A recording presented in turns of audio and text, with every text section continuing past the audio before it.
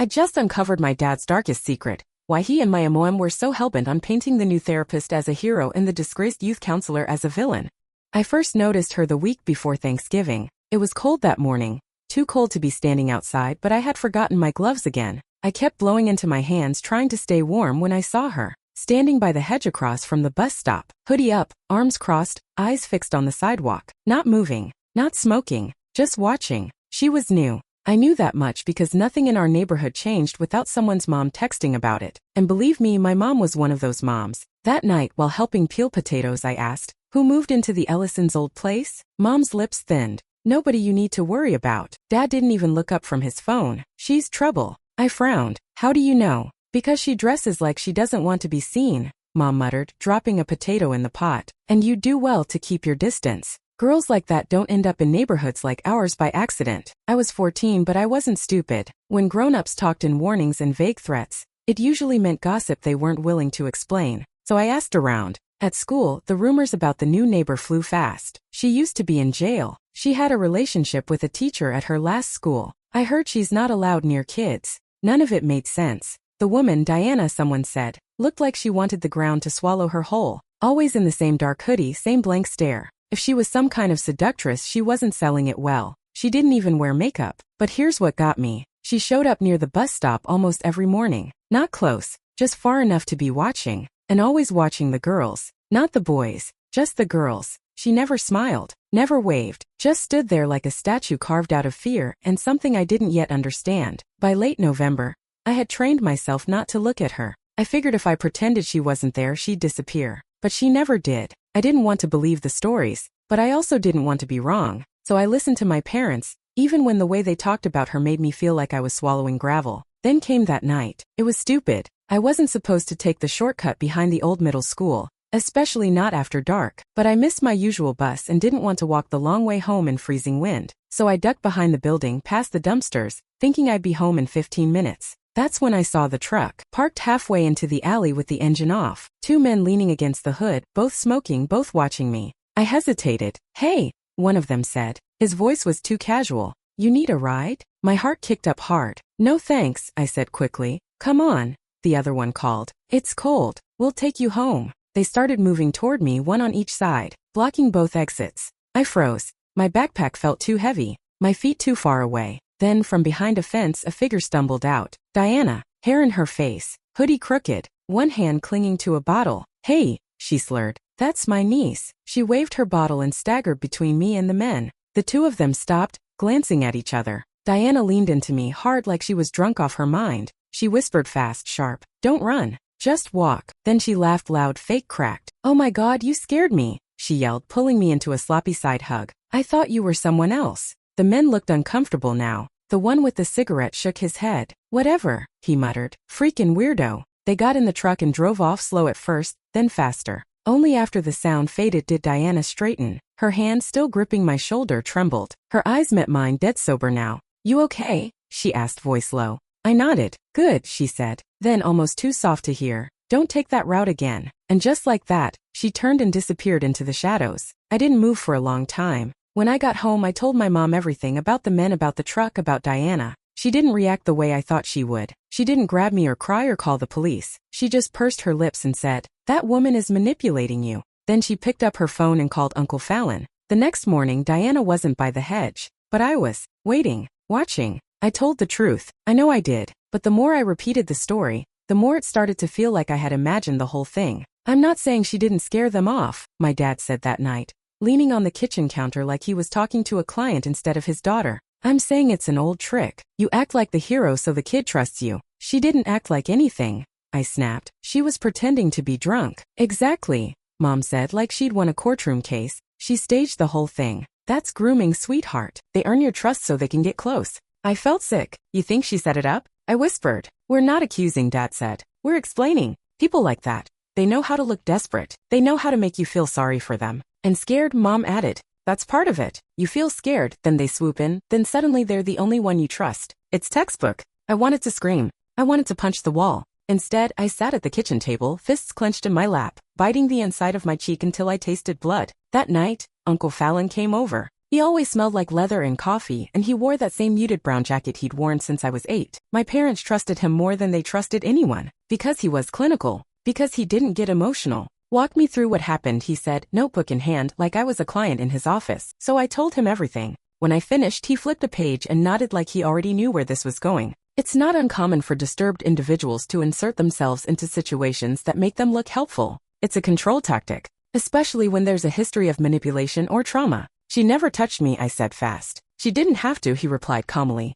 You're 14. Impressionable. An older woman in distress swoops in and saves you. It feels real. But feelings aren't facts. She grabbed my arm, I said. Hard. He nodded again. That's consistent. Some predators escalate physical contact slowly. Starts with accidental touches. Next thing you know, they're hugging you goodbye, then meeting you after school. She didn't do any of that. Yet, that word hit like a slap. Maybe you misunderstood, Mom offered gently. Maybe she thought you were someone else. Maybe she was drunk and didn't know what was going on. I blinked. You're saying I made it up? No, Fallon said. We're saying it's possible your memory was affected by adrenaline. You were frightened. The brain fills in gaps when it's scared. They kept talking. Soft voices, clinical tones, facts, psychology, risk assessments, but I couldn't hear them anymore, because I remembered the way Diana's hand trembled, the way her eyes flicked back and forth between the men, not me, like she was watching for something worse, like she'd seen it before. I hadn't misunderstood that. A few days later, the neighborhood exploded. I came home from school and heard the shouting before I turned the corner. A crowd had gathered in front of Diana's house, neighbors, parents, even kids with their phones out. Someone had printed flyers, "Protect our girls. Child predator on Cedar Street." I pushed through the cluster of people hard in my throat. Diana stood on her porch, arms crossed. Her face was blank, but her shoulders were rigid like stone.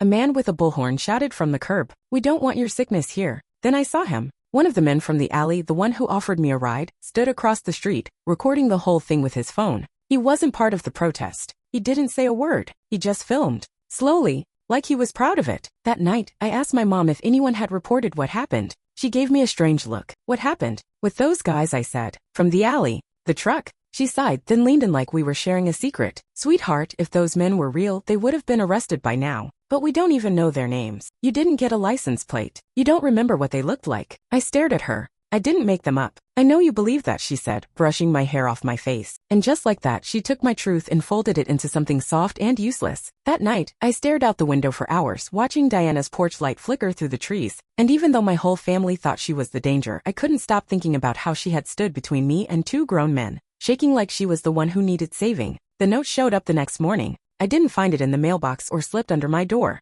I found it tucked into my dog's collar, wedged deep into the fabric like it had been there for hours, maybe longer. It was small, folded twice, handwritten in all caps with black ink. Thursday night, truck yard behind East 9. They move girls. As for Nelson, you can trust him. I read it 3 times before it made any sense. Then I just stood there frozen while my dog wagged his tail like nothing had happened. That was the day Evan arrived. He was my mom's nephew, 16 years old and on summer break from his prep school in Oregon, which meant my mom trusted him more than she trusted me. This summer is going to be good for you, she had said the night before. Evan's a good influence. He got dropped off with one duffel bag and a laptop that probably cost more than my entire wardrobe. He was pale, quiet, and weirdly observant. The first thing he said to me after hello was, "Why do you have a lock on your closet door?" "Privacy," I said. "Or secrets," he muttered, unpacking earbuds. We didn't talk much for the first day. But that night, when we were supposed to be watching a movie in the basement, I hit pause halfway through and turned to him. "I need to tell you something." He looked at me like he already knew. I told him everything. About the alley. About Diana. About the protest. About the note in my dog's collar. When I finished, I expected him to laugh, or at least roll his eyes. Instead, he said, "What kind of paper?" "What?" "The note." "What kind of paper was it?" "Lined," I said. "Like from a notebook." He nodded. "Ballpoint pen?" "I guess." "Why?" Evan leaned forward. "You realize you just described a field cipher drop, right? That's how people pass information when they're being watched." I blinked. "Are you saying Diana's a spy now?" "I'm saying," he replied, pulling up a window on his laptop, "that people don't sneak information into dog collars unless they're either crazy or they're trying not to get caught." He opened 6 tabs in under 10 seconds and started typing like someone auditioning for the CIA. Within minutes, he had a list of trafficking reports from our county. 3 arrests in the past 5 years. One of them involved a truck yard off East 9. 2 men charged, 1 fled the country. "Look," Evan said, turning the screen toward me. There was a name in the article, Diana Wells, former youth services investigator. "Holy crap," I whispered. He nodded. "She used to work child services. Says here she got fired after some internal misconduct hearing." "What kind of misconduct?" Evan scrolled. "Not specified. Just says she violated confidentiality during an active investigation." No criminal charges. We both stared at the screen. She got too close, I said slowly. She tried to warn someone, or protect someone, and they buried her for it, Evan added. That's why she's here. She's not a predator. She's still doing her job. That night, we sat in the basement with the volume down, scrolling through PDFs, local court records, and archived news stories. Everything kept pointing to the same year, 3 summers ago. That's when Diana went off the grid. And that's when the first bust at the East 9 truck yard happened. It wasn't just girls. It was kids, runaways, foster teens. One of them had disappeared from a local group home, and Diana had been the one who flagged the pattern. She got pulled from the case a week later. Evan closed the laptop and leaned back. She's not watching you because she's dangerous, he said. She's watching you because someone else is. I couldn't stop shaking. For weeks I had watched her from across the street, afraid to wave, afraid to ask, afraid to know. But now the only thing I wanted was to find out what she knew, because whatever it was, it had almost gotten her killed. And someone, maybe the same people from that truck, had figured out a better way to destroy her. Not with violence, but with lies. We planned the whole thing like it was a school project. Evan said we had to make it look boring, like we were doing something no parent would question. So we picked a Friday night, told our parents we were going to see that new superhero movie, and even bought tickets online just to cover our tracks. He borrowed his mom's hybrid, quiet, forgettable, and we drove past the theater first so it would show up on the GPS history. Then we doubled back to the truck yard off East 9, just like the note said. It was dark by the time we got there. No streetlights, just floodlights from the edge of the fence in the glow of a few warehouse windows. Evan pulled into the shadow of a storage container about 100 yards away. From there, we had a clear line of sight to the entrance gate, the loading docks, and half the yard. He handed me binoculars. Don't stare too long in one spot. Sweep, like this. I'm not a spy, I muttered, but I did what he said. For the first 30 minutes, it was nothing. A couple of trucks idled in the lot, drivers smoking or checking their tires. Some workers moved crates from a side building to a flatbed trailer. I was starting to think it was a waste of time. Then just after 10, a van pulled in. No logo. Tinted windows. It parked next to one of the trailers, and a man in a beanie got out and knocked on the back door. 5 seconds later, it opened. A girl stepped out. I sucked in a breath so fast I choked. Evan turned. You okay? I know her, I whispered.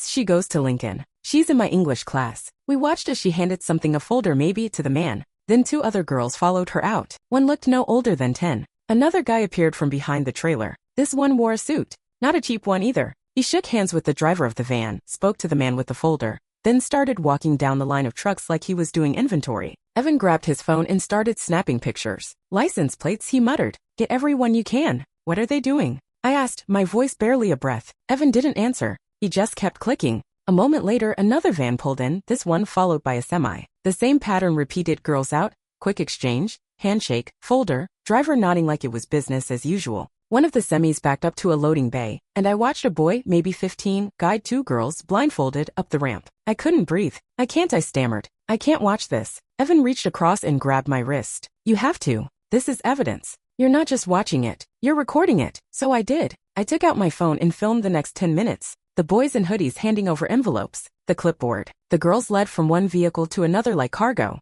Then the suited man clapped twice. Whatever that signaled, it worked. The trucks started up one by one, forming a slow-moving convoy headed toward the rear gate. That's when I saw her. One of the younger girls had fallen behind. She stumbled barefoot, her hair sticking to her face. The suited man shouted something, and a driver grabbed her roughly and shoved her into the back of a cab. I dropped the phone. It hit the console and kept recording. I have to do something, I said. You already are, Evan said. This is how we stop them. But my hands wouldn't stop shaking, and my heart wouldn't slow down. And when the last truck pulled out, I finally exhaled. We sat in silence for a long time. Then Evan spoke. They're not just trafficking girls. I looked at him. They're recruiting them. From schools, from therapy, from homes. They're not taking them. They're trading them. And suddenly the woman across the street, Diana, wasn't just a neighbor anymore. She was the only adult who had seen it all and tried to stop it. And no one believed her. I should have known something was wrong when Mom made an appointment for me on a Sunday. She never did that. But that morning she came into my room with her hair still wet from the shower and said, "You're seeing Dr. Fallon after lunch."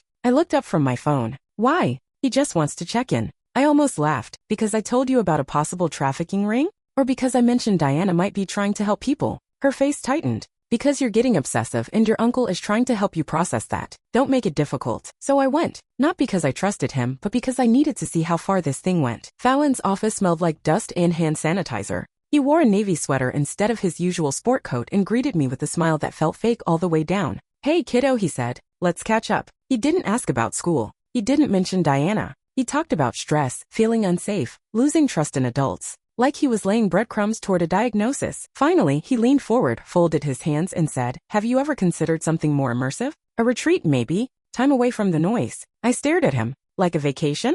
No, he said gently. Like a camp. A wilderness-based program. Nature. Simplicity. No distractions. He pulled a brochure from his desk drawer and slid it toward me. Across the top it said, Pine Ridge Pathway, Transformative Healing for Teens in Crisis. I stared at it. Then at the photo on the front. A boy around my age smiling at a campfire. Something about him looked familiar. Who's that? I asked. His name's Shane, Fallon said. He was struggling last year. His family didn't know what to do. But after Pine Ridge, he's a whole new person. I flipped the brochure over. There it was, in tiny print near the bottom. Parent company, Solterra Wellness Systems. I'd seen that name before. Evan found it during our search. Tied to several controversial youth camps. No transparency. No contact allowed. No photos past intake. And one of the drivers from the truck yard had been wearing a Solterra lanyard. I didn't say anything. I just nodded like I was thinking about it. He smiled like he'd won something. But I knew then, Dr. Fallon wasn't just being manipulated. He was part of it. Later that afternoon, I went to the mall with Evan. We didn't shop. We hunted.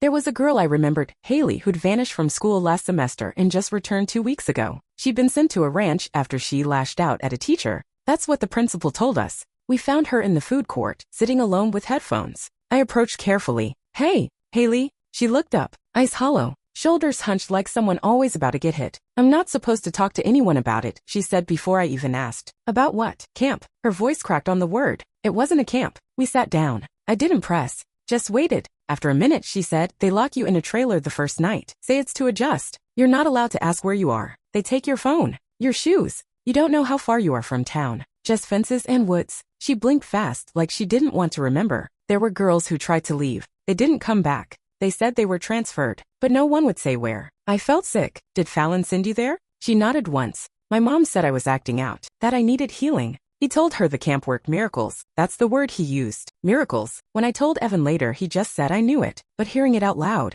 Jesus. That night, he waited until our parents went to bed. Then he slipped out and went to Diana's house. I stayed behind, watching from my window. He was only there a few minutes. When he came back, he had a flash drive and a stack of shredded papers from her trash. It took us until 3 a.m. to piece it together. Emails between Dr. Fallon and Solterra. Invoices marked referral bonus. Names. Ages. Intake dates. Fallon had sent at least 5 kids from our school. One of them was Shane, the boy on the brochure. Another was still missing. And all of it had been framed as therapy. When we found an old intake form with Diana's initials on it, Evan looked at me and said, she tried to stop this. They ruined her life for it. And now? They were trying to send me there too. Next stop. Pine Ridge. Population, whoever they could make disappear. We took the flash drive to the one place we knew might actually listen. The FBI-filled office downtown didn't look like the movies. No giant seal on the wall. No buzzing agents in suits. Just a beige lobby with a metal detector and a woman behind glass who looked tired before noon. Evan stepped up to the desk first. We have information about a possible trafficking ring targeting teenagers.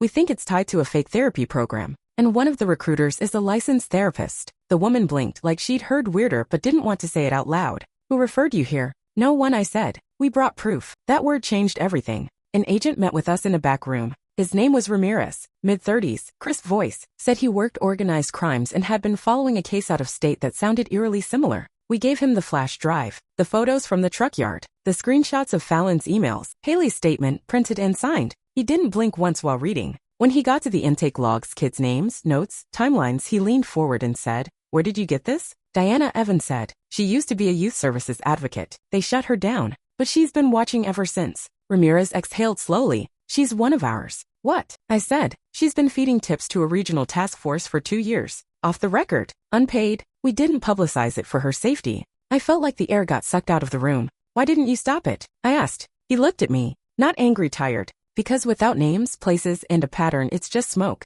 We needed something to burn. He slid the flash drive into a sealed envelope. You two just gave us fire. He told us we had to go home like nothing happened. That we couldn't talk about it. That the more normal we acted, the safer we'd be while they built the case. It sounded simple. But back home, things were anything but normal. My mom had gone full lockdown mode. She said I was acting paranoid, that I needed structure. She scheduled 3 more sessions with Dr. Fallon just to be safe. Dad agreed. He said I was getting caught up in a narrative. They didn't know how right they were. A few nights later, someone broke into the Mitchell's house next door. Mr. Mitchell worked tech security for the school district. He'd helped Diana with surveillance footage once years ago. Everyone assumed it was a robbery, except nothing valuable was taken. No cash. No electronics. Just a locked filing box from their home office. When we told Ramirez, he didn't even flinch. They're cleaning up loose ends. The FBI put Diana in a safe location. But we were told to stay put, keep routines, act like we hadn't seen anything. Meanwhile, the tension got worse. One morning I found my backpack unzipped, my folders rifled through. My dog's GPS tag was missing. At night, Evan set up motion sensors near the window. He didn't even tell me until they beeped. Just in case, he said. The next day we found tire marks on the side lawn, like someone had pulled in reverse fast. Evan checked the doorbell cam. The video was corrupted. Ramirez called us that evening. His voice was clipped fast. We've confirmed a credible threat. Stay indoors after sunset. And do not be alone. What about Fallon? I asked. We're watching him. But what if he knows? Ramirez paused. He knows. That night, I sat in my room with the lights off, just watching the driveway. My heart pounded every time a car passed. And even though the FBI promised they were building a case, it felt like the people we were fighting already knew the ending they wanted. They weren't hiding anymore. They were hunting. Aunt Nora arrived 2 days later, uninvited and exactly on time. She was the kind of person who didn't ask questions until you'd already sat down with a sandwich and a blanket. She just knew. And that morning, she knew something wasn't right before she'd even taken off her coat. I hadn't told her anything. None of us had. But as soon as she walked in and saw me standing at the sink, hunched over,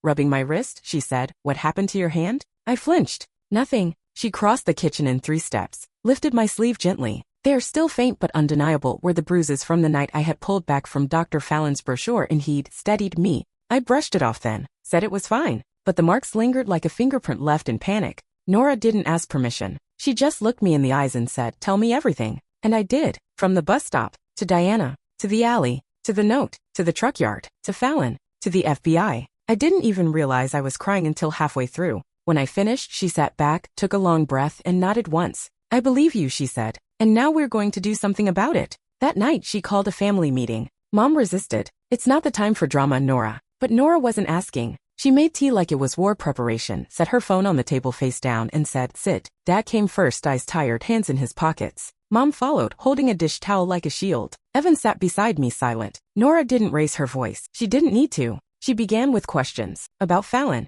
About the sessions. About the pressure. She asked about why my parents had sent me to him alone. Why no one had ever looked into where Haley went. Why my dog's collar had been tampered with. Why someone was watching our house from a black car with tinted windows last night. Then she opened her tablet and played a clip. It was a recorded therapy session. Fallon's voice was calm, calculated. Sometimes when teens feel unsafe, it's because they're resisting the guidance they truly need. That confusion is normal. We see it all the time before they arrive at Pine Ridge. Mom's face went white. "Where did you get this?" Dad asked. Nora turned to me. "She recorded it," I said. I hid my phone in my jacket. There was a long, brutal silence. Then Nora said he was preparing her, priming her. "That's not therapy. That's a script." Mom stood. It's impossible. He's family. He's a predator," Nora snapped. "You trusted him more than your own daughter." I'd never seen my mother cry like that. Not a few tears, just quiet, gutted weeping. Dad didn't cry, but he stared at the floor so long I thought he'd pass out. Then he said, "What do we do?" And just like that, the wall cracked. We spent the next 2 hours pulling every shred of information we had. Evan printed emails, the FBI contact confirmed our claims, and Nora added every medical record and timestamp that proved Fallon had been working with known recruiters. Eventually, Dad looked at me, really looked at me, and said, "I'm sorry." And for the first time since this all started, I believed he meant it. Mom couldn't even speak. She just held my hand like it was the only thing tethering her to the ground. At midnight, Nora gathered the papers into a folder and said, "We're going to bring this down. All of it." And just like that, I wasn't alone anymore. Not just a kid with a secret. Not just someone whispering truth in a house full of denial. Now I had allies. Now I had adults who believed me. And this time, they were going to be the ones who made noise. We went public on a Tuesday. It started with a letter, signed by my parents, written by Aunt Nora, and sent to every local news outlet. Then a statement from our lawyer. Yes, we got one, confirming the documents. Finally, a video of me and Evan, faces blurred, telling the story. Within 24 hours, it was everywhere. Local stations ran the headline, "Family breaks silence on youth camp scandal. Therapist accused of trafficking teens." National outlets picked it up by the weekend. Online forums caught fire. Parents began digging into every teen camp or wilderness therapy program they'd ever considered. Some called us heroes. Others called us liars. But what mattered was that people were listening. More families came forward. One girl's parents said she'd been sent away for anger problems and came back unable to sleep through the night. Another family claimed their son was never returned, just transferred, then vanished. A survivors group started forming, loosely organized but loud. They shared their stories anonymously, identifying other rebranded camps, tracing the web of behavioral interventions that all seemed to lead back to the same umbrella company, Solterra Wellness. Fallon disappeared from public view. Pine Ridge took down its website, but the pressure didn't stop. A grand jury was convened. That's when Diana's sister came. Her name was Lorna. She looked like Diana but older, more polished, less haunted. She showed up on our porch like someone on a mission and asked for 10 minutes of our time. She stayed for 2 hours. I thought she was crazy, she admitted, sitting at our kitchen table with hands wrapped around her coffee mug. I told her to let it go, that she was just trying to fix something she couldn't unsee. But she wouldn't stop. She looked at me then. She lost her job, her reputation. Her daughter won't speak to her. And still she watched over you, like you were hers, because she couldn't let another one fall through. I didn't know what to say, so I just nodded. Lorna took something from her purse, a small photo, creased at the edges. Diana and a younger girl, maybe 12, laughing on a dock. Her daughter, Lorna said. She left to protect her. But by the time she came back it was too late. She set the photo in my hand. I think she'd want you to have this, to remember what she gave up so someone else could live. Later that night, our tires were slashed, all 4. 2 days later, a box was left on our doorstep. Inside, a dead rabbit. Then the phone call started. Blocked numbers. Heavy breathing. One message just said, "Keep talking and we'll find the dog next." The FBI assigned us protection after that. Unmarked cars outside the house. Temporary cameras installed. Ramirez told us this means it's working. They're scared. But fear didn't mean it was easy. Every time I stepped outside, I looked twice. Every shadow felt too long. Every stranger too curious. I started carrying pepper spray in my pocket and didn't sleep without my shoes beside the bed. But the worst part? Knowing there were still more girls out there, still stuck, still waiting for someone to believe them. So every Thursday at 3:15 I went back to the old bus stop. Not because I had to, because someone once did it for me. Sometimes I stood alone. Sometimes Evan came with me. We didn't talk. We just watched. One afternoon I spotted her. Diana. She stood at the edge of the park, hoodie up, arms crossed, watching, just like before. By the time I blinked, she was gone again, swallowed by sidewalk in silence. But I didn't need her to stay. She had already done what she came to do. Now it was our turn to finish it. The courthouse smelled like dust and coffee. Everything echoed shoes, whispers, the nervous clearing of throats. The hallway outside the grand jury chamber was cold, and even though Evan and I were sitting side by side, we didn't say much. What was there to say? We were about to walk into a room full of strangers and tell them that a man our family trusted, my own uncle, had tried to send me into the middle of a trafficking ring. The bailiff called my name. My legs felt like wet concrete as I stood, but Evan gave my hand a squeeze and whispered, "They're going to believe you," just like I did. Inside it was quiet, a semicircle of jurors, a federal prosecutor, and a court recorder. No audience, no cameras, just the truth. I started with the alley, the 2 men, Diana's sudden, sloppy rescue. Then I told them about the note, about Evan, about the truck yard, the girls, the photos, Fallon. Every detail burned coming out, but I said it anyway. And when I started to shake, I kept going. I told them about the brochure, the bruises, the voice he used when he wanted me to doubt myself. I told them how he said the camp was full of miracles, and how he used words like healing when what he really meant was hiding. After I finished, they asked if I had anything else to add. I reached into my bag and pulled out the dog collar. The note was still folded inside. "This is where it started," I said. "Someone risked everything to warn me." I didn't know if I should believe her, but I'm glad I did. Then it was Evan's turn. He had everything. Photos of the truck yard, plate numbers, the flash drive of emails, timestamps, call logs, financial spreadsheets showing Fallon's referral payments from shell accounts tied to Solterra. But the moment that changed everything? Haley's testimony. She came in with her lawyer and her mom. Her voice was soft but steady. She told the grand jury about the trailer, the blindfolds, the sound of other girls crying at night. She said she was told to smile for brochures,